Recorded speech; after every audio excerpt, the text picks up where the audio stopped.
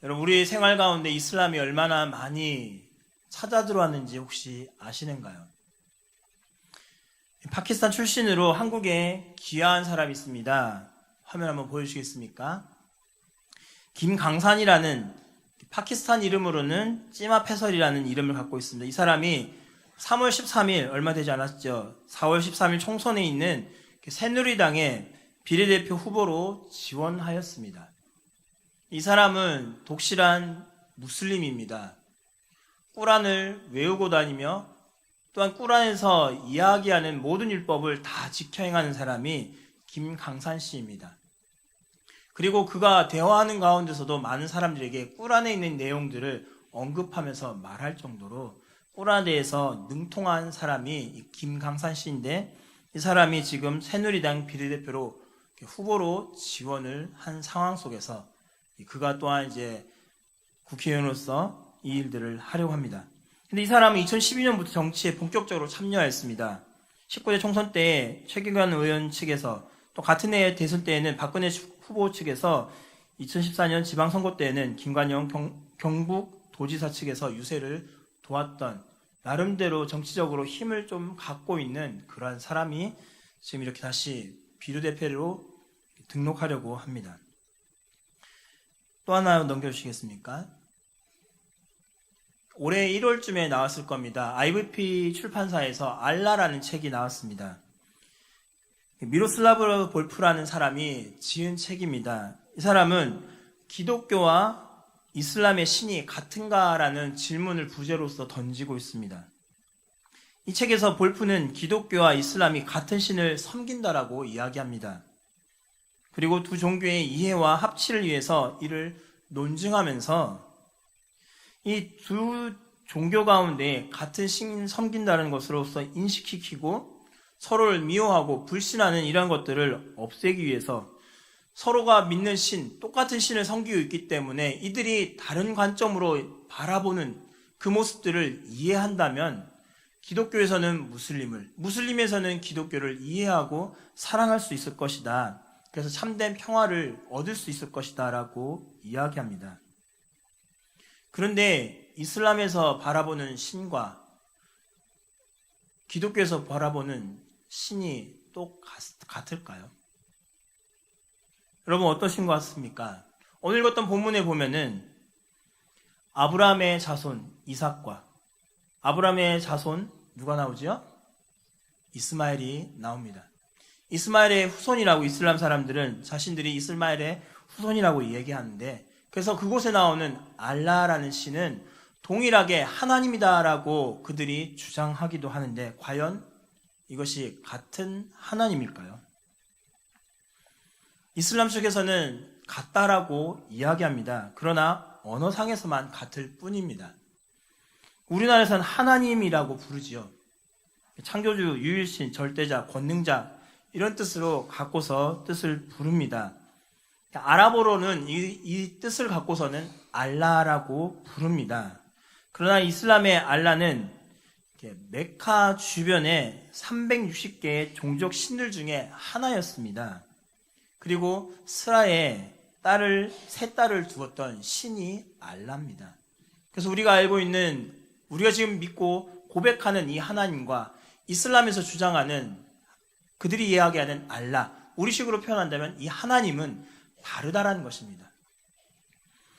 아브라함의 하나님을 이삭을 통해서 전수받았던 사람은 그 하나님을 여호와로 부르고 있고, 또한 이스마엘을 통해서 전수받았던 사람들은 알라라고 부르지만 결국은 아브라함의 하나님, 이스마엘의 하나님이라고 해서 같은 하나님이다라고 이야기합니다. 그런데 꾸란에서 나오는 이 이브라함이라는 사람이 있습니다. 이브라함과 성경에 나오는, 꾸란에서 얘기하는 이브라함, 성경에서 말하는 아브라함은 같은 사람이 절대로 아닙니다. 다른 이야기를 하고 있습니다. 꾸란에서 이브라함은 아자르라는 사람의 아들입니다. 그리고 우상 숭배자들이 이브라함을 죽이려고 하는 것을 기도할 때 알라가 그를 구원해냈다라고 이야기합니다. 지금 이야기는 꾸란의 이야기입니다.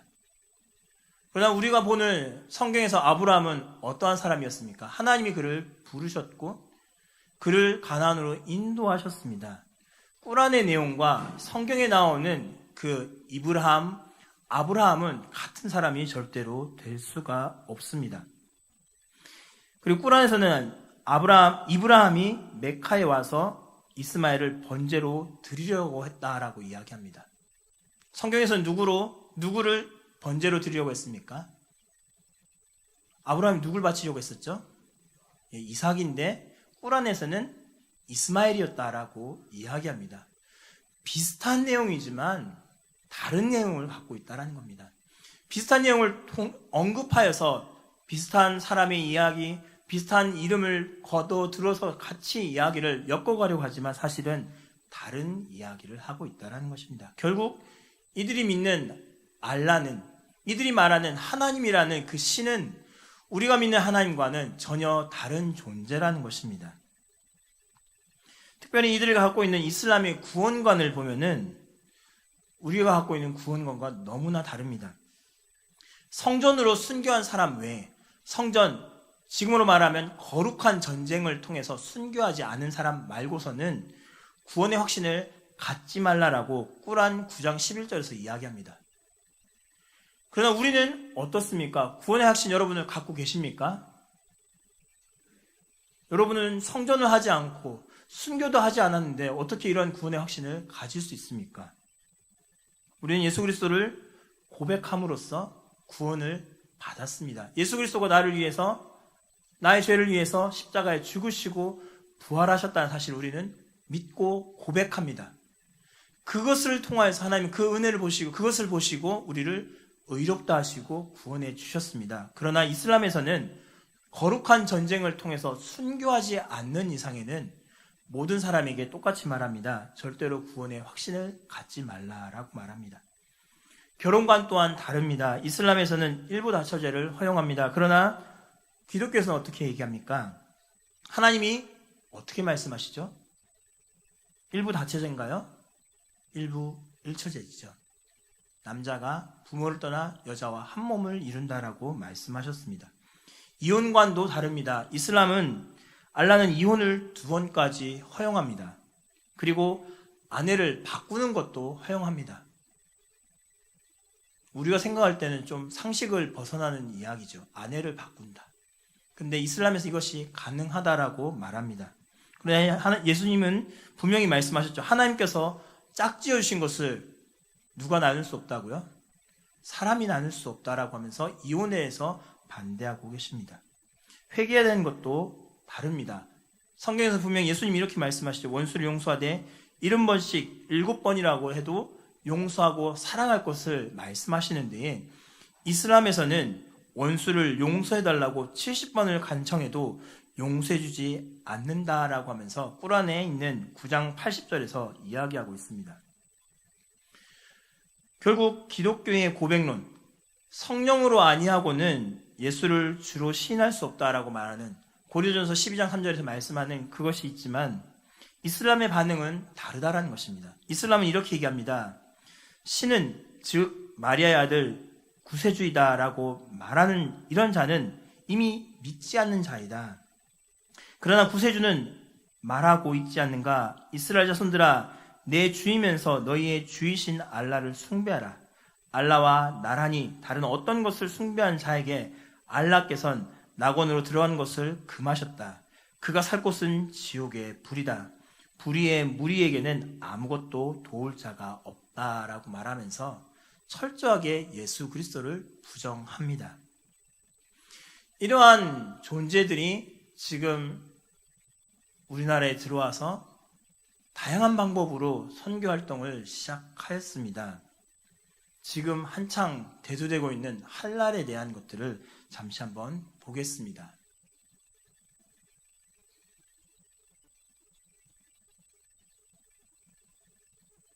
영상 띄워주시면 되겠습니다.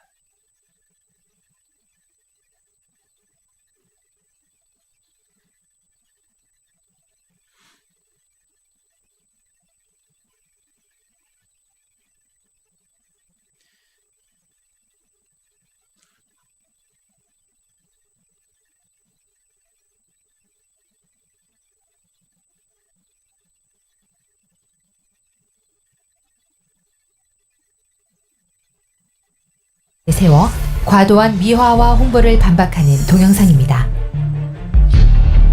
무분별하게 할랄 운동을 추진하여 이슬람 세력이 이 동영상은 2015년 12월 공영방송 KBS에서 다큐 3부작으로 할랄 식품에 대한 단순 경제 논리만을 내세워 과도한 미화와 홍보를 반박하는 동영상입니다. 무분별하게 할랄 운동을 추진하여 이슬람 세력이 유럽처럼 커지도록 주장하려는 정부는 할랄 운동의 정체를 이번 기회에 제대로 파악하기 바랍니다.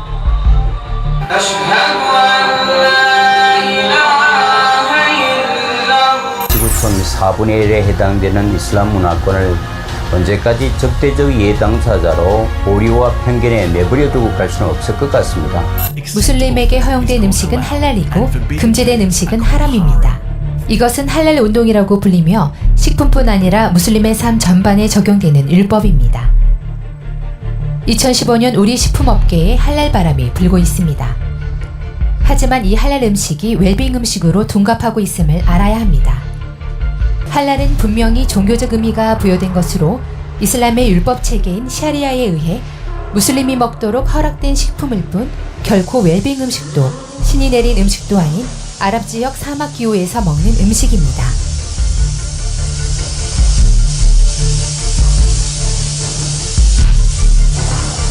What do you think of that? I don't mind. 종교적으로는 생명 존중 사상에서 비롯됐습니다. 어떤 생명이든지 식물까지도 함부로 난도질해서 생명을 죽여서는 안 된다는 거거든요. 신에게 고하고 생명의 영성을 주고 꼭 필요한 만큼 절차를 갖춰서 잡자. 이게 할랄의 기본입니다. 따라서 동물을 죽일 때는 비스밀라라고 신의 이름으로 기도를 하고 두 번째 경동맥을 잘라서 가장 고통 없이 단숨에 숨이 넘어가게 하고 할랄 도축에는 이슬람의 의식이 행해지며 동물의 앞다리와 뒷다리를 묶고 그 동물의 머리를 메카 방향으로 향하게 한 다음 알라의 이름으로 라는 주문을 하고 목을 베어서 동물의 의식이 있는 동안 피가 빠지도록 거꾸로 매달아 놓습니다. 동물은 극심한 고통 속에 죽어갑니다. 결국 할랄은 이슬람의 주문을 외우며 알라의 이름으로 도축하고 알라의 이름으로 먹는 종교적 제사 음식에 해당하며 웰빙과는 상관이 없고 할랄 산업이 증가한다는 것은 이슬람 세력이 더욱 증가한 것을 의미합니다. 할랄은 꾸란이나 하디스에서 요구하는 것이 아니라 80년대에 이슬람이 확산되면서 비이슬람 지역에서 무슬림 먹거리로 규정하면서 시작된 것입니다. 음식 제조와 유통 과정에서 무슬림들이 할랄 인증을 시작했습니다. 하지만 할랄은 무슬림 인구 증가로 돈벌이가 되면서 무슬림에게 유리한 산업으로 발전했습니다. 다국적 기업인 네슬레라든가 유니레버라든가 크래프트다라든가 코카콜라, 펩시콜라 등이 이미 이 무슬림 시장의 중요성을 알고 이 시장에 뛰어든 지 오래가 됐습니다. 그렇습니다. 이미 80% 이상이 다국적 기업에 의해 시장이 선점되었고 나머지도 이슬람 국가 자체에서 생산하고 있어 틈새 시장이 거의 없는 현실입니다. 2015년 1월부터 7월까지 할랄 식품 수출액은 4억 9,904만 달러로 지난해 대비 겨우 0.8% 증가하는 데 그쳤으며 이나마 담배가 40%, 커피가 8%이며 진정한 식품이라 할 수 있는 음료가 3%, 비스킷이 2%, 라면은 1.9%를 점유하고 있는 실정입니다. 지나친 과장 홍보는 기업과 국민의 피해로 돌아올 뿐입니다. 인증기관은 정부 또는 비정부기관, NGO, 지역 이슬람 사원, 이슬람 단체 등이고 전 세계에 300여 개의 할랄 인증기관이 있습니다. 동물 사육, 도축 방법, 포장, 물류 및 기타 사항들에 대하여 각각 해석에 따라 할랄 인증 기준도 달라져서 중소식품업체는 감당하기 어렵습니다. 할랄 인증의 국제 표준 통일은 요원한 실정으로 우리 수출의 비관세 장벽으로 작용할 것입니다. 2007년 JAKIM 말레이시아 인증기관에 의해 호주와 뉴질랜드의 할랄 육류 제조 업체가 흉부를 찔러 도살하는 사실이 발각되어 할랄 리스트에서 제외되었고 두 업체는 5,300만 불의 수출 손실을 입었습니다. 할랄에 너무나 의존하게 되는 업체는 인증의 여부에 따라 사업의 리스크가 커지게 됩니다. Last year in Canada, the Islamic charity Irfan lost its charity status. The Pointe de Pascal researchers show on this graph how nearly $15 million was funneled to the terrorist group Hamas. 이슬람 국가에 할랄 식품을 수출하는 것을 반대하는 것은 아닙니다. 하지만 비이슬람 지역에서 전용 할랄 산업단지를 조성하는 사례는 전무합니다. 이슬람 국가에서는 말레이시아가 할랄 산업단지를 운영 중이고 인도네시아와 UAE가 단지 조성을 계획 추진 중에 있습니다. 비이슬람권에서는 무슬림 인구가 300만인 영국 그리고 태국에서 이슬람 자본으로 할랄 파크가 조성 운영될 뿐입니다. 저렴한 재료 조달 및 수백만 명 이상의 내수 기반이 갖추어진 나라에서나 전용 단지 운영이 가능하며 수출만을 목표로 해서는 성공이 어렵습니다.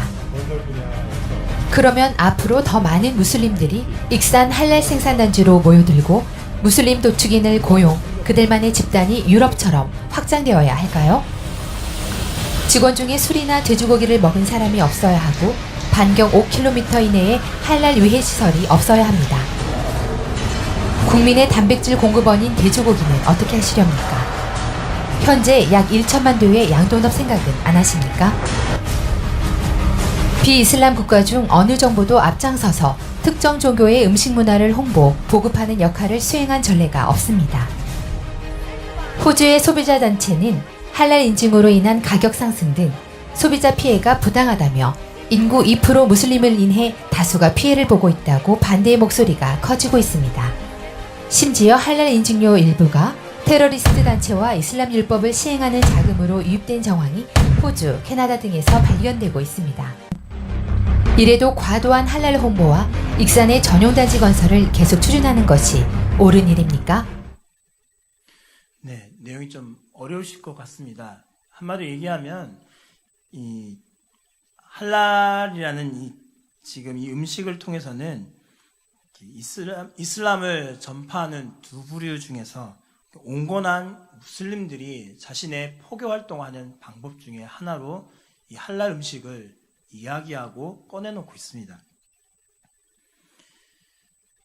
온건한 무슬림주의자는 타키야라는 위장교리로서 이슬람을 그것으로 내겁니다. 그것이 할랄 음식이고 할랄 음식을 통해서 많은 사람들이 이 음식을 먹게 하도록 이것을 통해서 큰 이익을 얻을 수 있을 것처럼 이야기를 합니다. 그러나 지금 이것을 통해 잠시 영상을 보셨겠지만 이들 할랄 음식을 통해서 수익을 거둔 것은 0.8%밖에 한 해의 수익이 생기지 않았다는 것을 보셨을 것입니다. 익산에 할랄 단지를 세운다 하더라도 우리나라가 크게 이익 볼 수 있는 것은 없다는 얘기죠. 이 영상은 기독교인이 만든 것이 아니고 그냥 일반인이 만든 것입니다. 그러다 보니 성경에 대한 반박 구절이나 여러 가지 것들이 들어가 있지 않지만 그러나 일반인이 만들어도 왜 익산에 할랄 단지가 세워져서는 안 되는지를 이야기하고 있다는 겁니다. 살라피 또는 와하비 등이라는 원리주의 무슬림주의자들이 있습니다. 이들은 폭력과 테러로서 이슬람의 율법을 강요한 자들입니다. 쉽게 얘기하면 IS 같은 이들이 이렇게 원리주의 무슬림주의자들입니다. 이들은 폭력을 통해서 이슬람을 전파하려고 하고 있고요. 온건한 무슬림주의자들은 이러한 할랄이나 또 얼마 전에 몇 년 전에 나왔었죠. 수쿠쿠 같은 돈을 대출해 줘서 그것을 통해서 복음을 전하려고 하는, 그것을 통해서 이슬람의 교리를 전하려고 하는 온건주의자들이 이렇게 서로 연계되어 있다는 것입니다. 하나는 무력으로, 하나는 온전한 모습으로 위장된 교리를 통하여서 서로가 서로를 돕고 이슬람의 교리를 전파하려고 하는 것이 지금 이슬람의 무리들의 모습이라는 것입니다. 여러분, 사막에 가면은, 중동 지방에 가면은 이런 격언이 있습니다. 낙타의 코를 조심하라 라는 격언이 있습니다. 무슨 내용인지 아시겠죠? 낙타를 타고 사막 여행을 하는 한 여행자가 있었습니다. 날이 어두워지자 여행자는 텐트를 치고 잠자리에 들었습니다. 근데 조금은 이상한 소리가 나서 눈을 떠보니 밖에 매놨던 낙타가 추워서 그 추위를 피하기 위해서 텐트 안으로 코를 쑥 되밀었습니다. 그래서 여행자 주인은 아이고 콧쯤이야 괜찮겠지라고 생각했습니다. 조금 있으니까 또 무언가 이상한 것이 쑥 들어오는 것입니다. 자세히 보니 머리가 들어왔습니다. 뭐 얼마나 추면은 그러겠느냐라고 생각하고 놔두었습니다. 머리통과 함께 잠을 청했습니다. 그런데 한참을 자고 있는데 무언가가 자기의 몸을 꾹 누르고 있는 겁니다. 눈을 떠보니 낙타 몸통 전체가 들어와서 그 여행자를 누르고 있는 것입니다. 그래서 그 여행자는 할 수 없이 그 텐트를 빠져나와야 했고 밤새도록 여행자는 텐트 밖에서 그 밤을 보내야 했습니다. 낙타의 코를 조심하라. 이슬람은 지금 이렇게 우리 가운데 찾아왔습니다. 여러분, 요 근래에 TV 프로를 보시면 아시겠지만 이슬람 사람들이 간혹 등장합니다. 등장하는데 굉장히 신사적이고 굉장히 돈이 많아 보이고 굉장히 뭔가 좀 지적으로 보이는 사람들이 TV에 나와서 인터뷰를 하고 자신들이 어떤 일을 하고 있는지를 이야기하는 광경들을 종종 보실 수 있을 겁니다. 무엇일까요? 조금씩 우리에게 다가오고 있는 것입니다.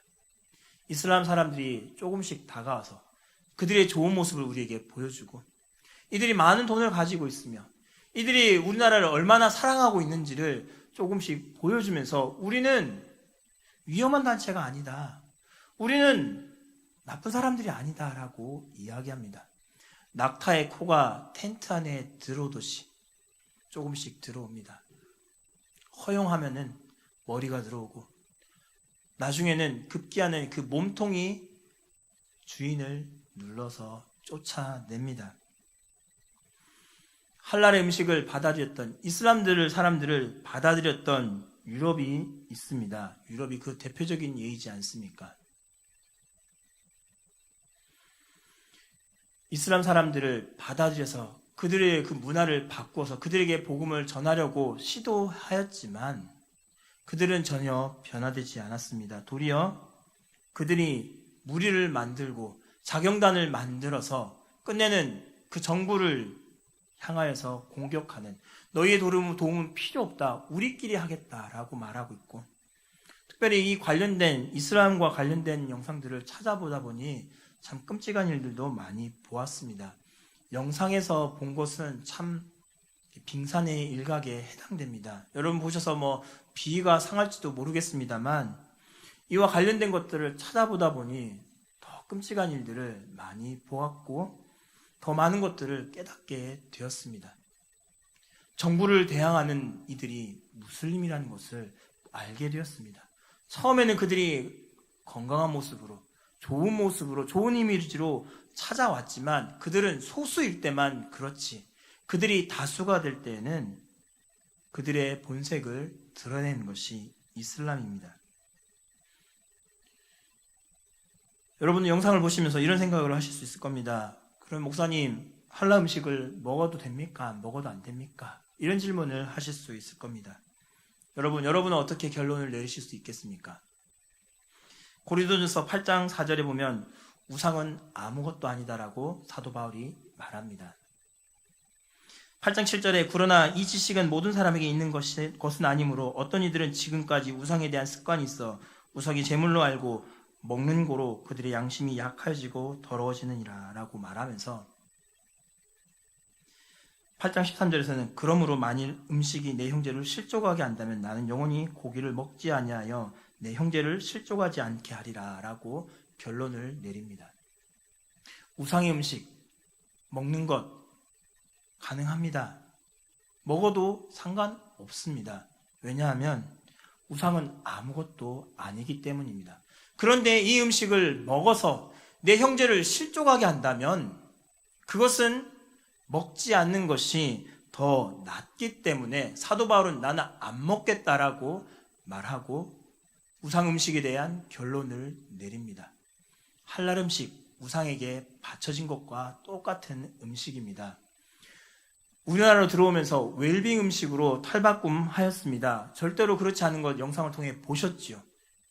소를 죽이는 데에 어떻게 죽입니까? 한 번에 죽이는 것도 아니고 고통 속에 죽게 만들어서 더 그 음식이 더 맛이 없게끔 만들고 더 좋지 못한 모습으로 우상에게 바쳐진 제물로서 우리에게 찾아옵니다. 그들은 웰빙 음식이라고 포장을 하지만 실제로는 우상에게 바쳐진 이 제물이 우리의 안방으로 우리의 식탁으로 올라오려고 하고 있습니다.